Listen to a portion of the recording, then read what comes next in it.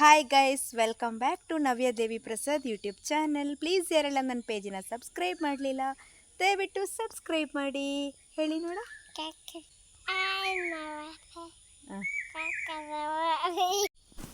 ಇವತ್ತು ನಾನು ಪರಿಚಯ ಮಾಡ್ತಿರುವಂತಹ ಸೊಪ್ಪು ಟಾನಿಕ್ ಸೊಪ್ಪು ಅಥವಾ ವಿಟಮಿನ್ ಸೊಪ್ಪು ಅಂತ ಹೇಳಿ ಕೂಡ ಕರೀತಾರೆ ಅದನ್ನ.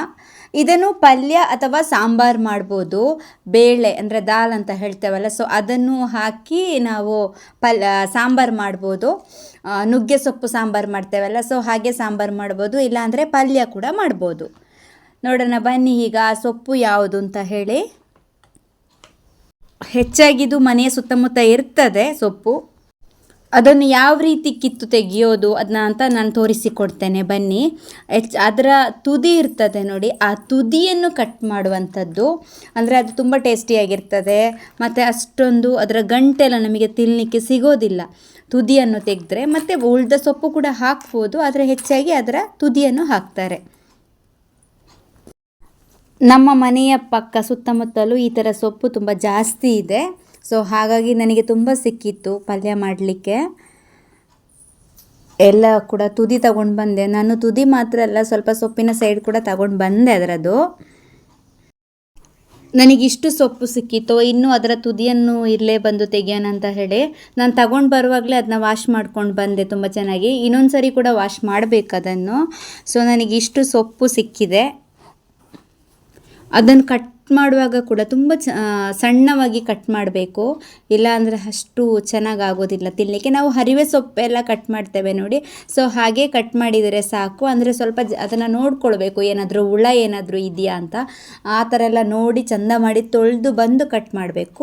ಕಟ್ ಮಾಡಿ ಆದಮೇಲೆ ಮತ್ತೊಮ್ಮೆ ಒಂದು ಸ್ವಲ್ಪ ಅರಶಿನ ಮತ್ತು ಉಪ್ಪನ್ನು ಹಾಕಿ ಚೆಂದ ಮಿಕ್ಸ್ ಮಾಡಿ ತೊಳೆದ್ರೆ ಇನ್ನೂ ಚೆನ್ನಾಗಾಗುತ್ತೆ. ಏನಾದರೂ ಕ್ರಿಮಿ ಕೀಟಗಳಿದ್ದರೆ ಹೋಗ್ತದೆ ಅಂತ ಹೇಳಿ.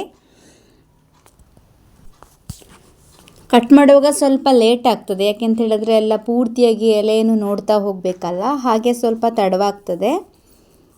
ಕಟ್ಟೆಲ್ಲ ಮಾಡಿ ಆದಮೇಲೆ ತೊಳೆದ ಮೇಲೆ ಪೂರ್ತಿ ಕಟ್ ಮಾಡಿ ಆಯಿತು. ಈಗ ಅದನ್ನು ಪಲ್ಯ ಮಾಡೋಣ ಅಂತ ಹೇಳಿ ಬಾಣಲೆಯಲ್ಲಿ ಎಣ್ಣೆ ಇಟ್ಟು ಅದಕ್ಕೆ ಒಗ್ಗರಣೆಗೆ ಏನೆಲ್ಲ ಬೇಕಾಗ್ತದೆ, ಸಾಸಿವೆ, ಮೆಣಸು, ಜಜ್ಜಿರುವಂತಹ ಬೆಳ್ಳುಳ್ಳಿ, ಹಾಗೆ ಬೇವಿನ ಸೊಪ್ಪು ಇವೆಲ್ಲವನ್ನು ಹಾಕಿ ಅದು ಸಾಸಿವೆ ಒಡೆದ ಮೇಲೆ ಗೊತ್ತೇ ಇರುವಂಥದ್ದು ಎಲ್ಲರಿಗೂ ಕೂಡ.